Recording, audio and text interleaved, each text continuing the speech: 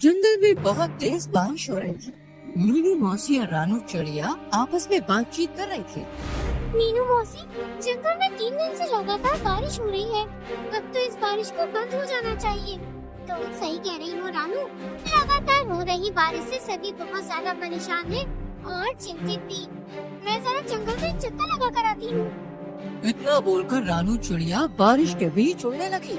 रानू चिड़िया उड़ते हुए कुछ ही दूर गई थी कि तभी उसकी नजर एक बकरी के बच्चे पर पड़ी, जो कि बारिश में भीगता हुआ कांप रहा था। ये बकरी का बच्चा तो ठंड में कांप रहा है।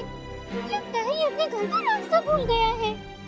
रानू चिड़िया ने इतना कहा ही था कि तभी रानू चिड़िया की नजर उस बकरी के बच्चे से थोड़ी दूर खड़े हुए एक पेड़ के पास एक भेड़िए पर पड़ी। ये भेड़िया तो हमारे जंगल का मालूम नहीं होता, ये तो किसी दूसरे जंगल का लगता है। रानू चिड़िया उड़ते हुए भेड़िए के पास पहुंच गई। कौन हो तुम? मैं अपने जंगल के सभी प्राणियों को जानती हूँ। तुम तो इस जंगल की नहीं लगती। तुम सही कह रही हो, मैं इस जंगल का नहीं हूँ। मैं इस जंगल से गुजर रहा था कि तभी बारिश शुरू हो गई। बारिश से बचने के लिए मैं इस जंगल में रुक गया। जब बारिश बंद हो जाएगी तो मैं चला जाऊंगा। ठीक है। इतना बोलकर रानू चिड़िया उस बकरी के बच्चे के पास जाकर बोली, तुम यहाँ पर क्या कर रहे हो? तुम्हारी माँ कहाँ है और तुम्हारा नाम क्या है? मेरा नाम गोलू है। मैं बारिश में खेल रहा था, मगर खेलते खेलते बहुत दूर निकल आया और घर का रास्ता भूल गया। इतना बोलकर गोलू रोने लगा। तुम चिंता मत करो, मैं तुम्हें तुम्हारे घर ले जाऊंगी। मेरी माँ मना कर रही थी, लेकिन मैंने उनकी बात नहीं मानी। तुम्हें अपनी माँ की बात माननी चाहिए थी।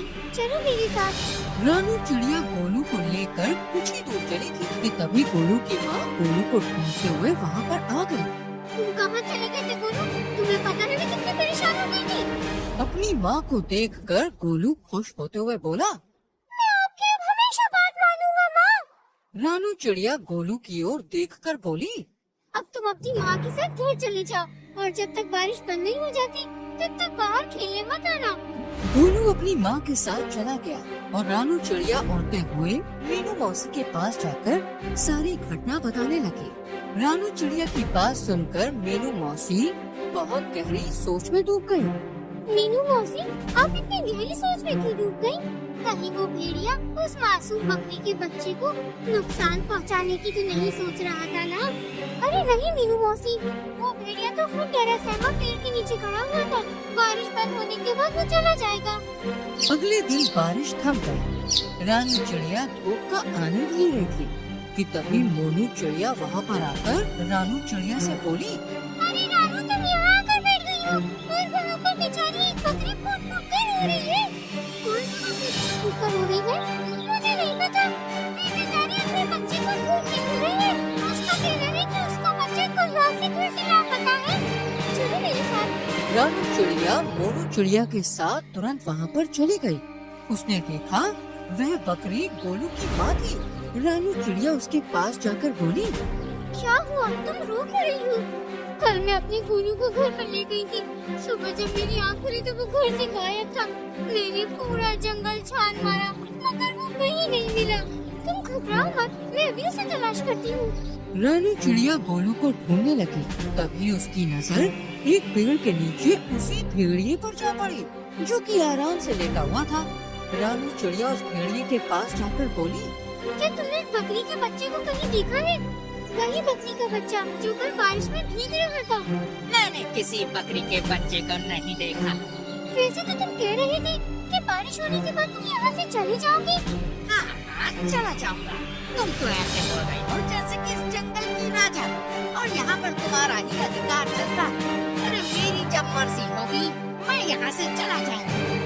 रानू चिड़िया अपने मन ही मन में बोली, मुझे तो इस भेड़िए पे शक हो रहा है। मुझे जंगल के राजा शेर से इसकी शिकायत करनी होगी। रानू चिड़िया जंगल के राजा शेर के पास चली गई और सारी घटना बताती हुई बोली, मुझे उस भेड़िए पर शक हो रहा है। तभी शेर क्रोधित होकर रानू चिड़िया से बोला, इसका मतलब वो भेड़िया सही बोल रहा था। तुम हमेशा जंगल के प्राणियों के खिलाफ मेरे कान भरती रहती हो। ये आपको क्या हो गया महाराज? तभी रानू चिड़िया ने देखा वो भेड़िया गुफा के दूसरे हिस्से से निकलकर गोलू के साथ वहाँ पर आकर शेर के सामने खड़ा हो गया। रानू चिड़िया हैरत से इस दृश्य को देखने लगी। महाराज, जब मुझे पता चला कि ये बकरी का बच्चा कल से गायब है, तो मैं जंगल में उसकी तलाश के लिए निकल गया। मगर मैं जानता था कि ये रानू चिड़िया मेरे खिलाफ आपके कान जरूर भरने आएगी, इसलिए मैंने आपको पहले ही सब कुछ बता दिया था। महाराज, इस रानू चिड़िया के कारण ही दूसरे जंगल का कोई भी प्राणी आपके जंगल में नहीं आता।